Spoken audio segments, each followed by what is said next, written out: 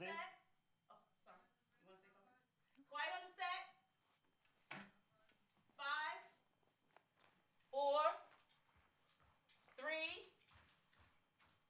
2.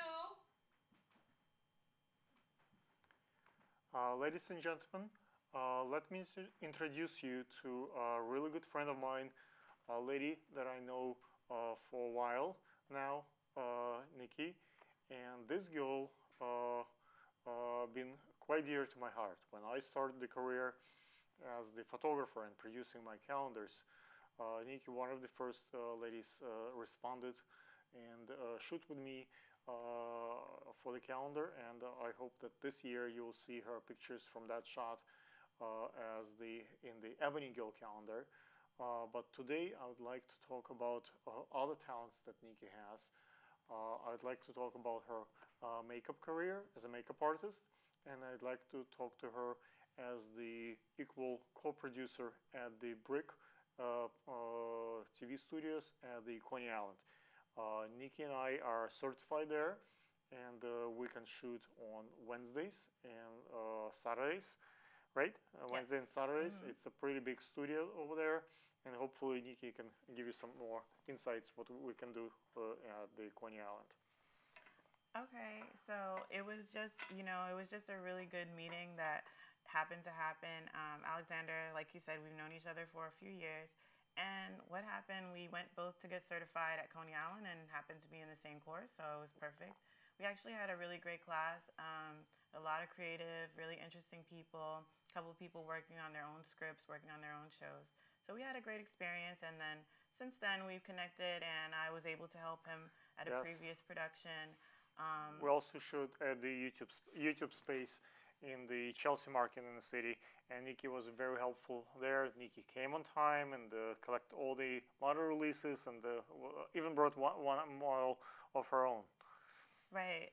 Yeah, so it's been great collaborating with Alexander, and I appreciate that he appreciates my effort. And I've been working with some great people here at Brick as well. So we encourage you to reach out to us, and if you want to shoot at Coney Island, as he said, on Wednesdays and Saturdays, for any type of production, just get in touch with us and let us know in advance, and we'll see if we can accommodate. Let me just explain the difference between the production. Like right now, we're at the Brick in the Fulton area, and the difference between Coney Island and Fulton. Fulton is really busy. Most of the producers are trying to shoot here. So usually, if you need to shoot something really on the fly, really fast, Fulton Street studios would be booked. Coney Island is not that popular. There are less producers who are certified there. It's a little bit out of the way. And the other advantage of shooting at the Coney Island studios is it's require only 2 producers rather than 4 producers. Like, for example, this morning I was waiting for to have full crew staff to be able to open the studio.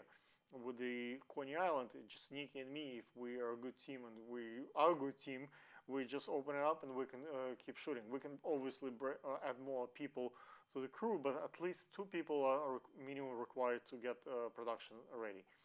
Studio there is pretty big. We can do a fashion show. There is a stage there. The only drawback that I see is that there are windows there and light is not easily controlled. But for most of the productions, there is a green screen, there is a black screen, there is a pretty decent sized room to do what needs to be done. There are 3 cameras and pretty much exact same setup as the production of the Brick. So we're thinking about the production of some reviews. At least Nikki likes to do those. I'm thinking about more like a fashion show, more like a reviews of the different designers when you can actually see the models are moving and having some space. It's like twice bigger than the B studio in Brick at Fulham, so it's much more space to work around.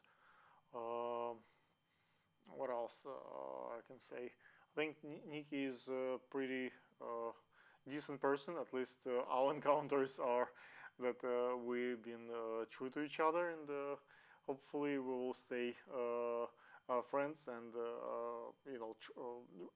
it takes some trust on the set. Like, let's say our first shoot, 5 o'clock in the morning, in the middle, it's really hot, and like you don't go with a stranger on the beach, and those things when once you get someone reliable who actually get up in the morning for the sunset shoot.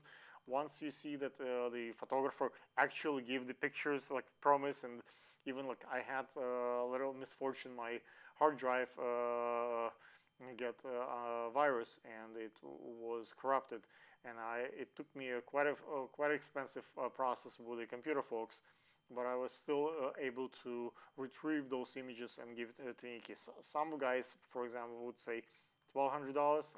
I'm gonna reshoot it, or no. I actually saved the hard drive, so I'm just trying to gotta take credit for what I'm capable of doing, but also say that Nikki is quite reliable person.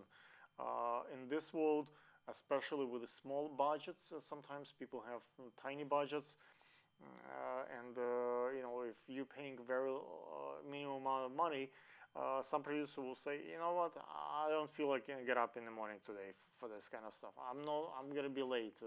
Like we have some issues today with our makeup artists and the hair people supposed to be here at 10. Maybe they will come now at 3. So those things, at least with Nikki, my experience say haven't happened. So that's a good person to be around when it's the production require a reliable person who will come get things done. For example, last time on the YouTube space, I gave Nikki assignment to collect model releases. Usually it's a pretty tedious and difficult assignment, especially dealing with strangers. People don't want to sign, people want to read, it's a lot of small text, so it takes an effort and being kind and polite. Like sign this and you gotta do it. You have to be nice to the person, because the person might refuse, might leave, or might feel awkward about what they signed, or what they didn't read all the small print. So it takes an effort from the person who is getting that job. Not everybody can do it, I can tell you. Thank you very much. Yeah. So those are people skills that are also present with Nikki. Hopefully we'll have a good shoot today, and you will contact me or Nikki, and you will see on the subtitles our contact information, so if to require more about what we can do. Can I say something? Yes, of course. Okay. Thank you so much. That was such a great recommendation. I really appreciate it. And coming from you, I appreciate it. And like you said, we met under circumstances, like he actually called me to do a photo shoot. And so I was actually, I wasn't doing any photo shoots that summer, but I did it just because it sounded really interesting, and he had some very an interesting dynamic going on. He was telling me he was working on a calendar and that there would be royalties, and I was interested. So the person sounded very professional, and when I met him, he was very professional. He was still wearing his Mr. Great. Yeah. I've always met him as Mr. Great, Alexander Gurman, so everything monogrammed, so I thought that was cool. And, it's been great. And then since we reconnected, that also was great because I was able to see him from a different standpoint, assisting with his production as well, and seeing how professional the productions are.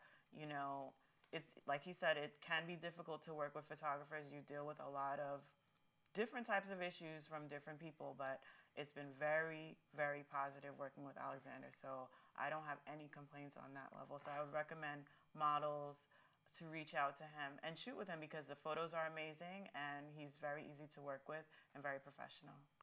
So thank you for your recommendation too, and I can recommend you as well. If I can just get back to the monograms and my name, I believe in the old times the knights would wear crests and with their name, and nowadays a lot of people would wear hoods and wear the glasses and cover themselves.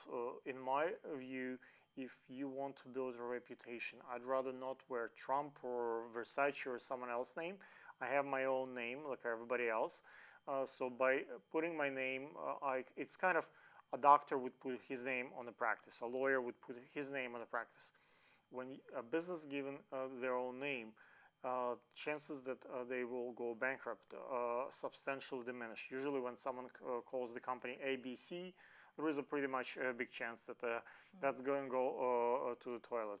But when a doctor or a lawyer or like whatever person, it's a question of novelty. So when you're not hiding and when you're not doing anything illegal or questionable, you want your name to be like recognized. So that's kind of name tag. That's kind of like a stamp of quality, of respect. So you feel about this a little bit different.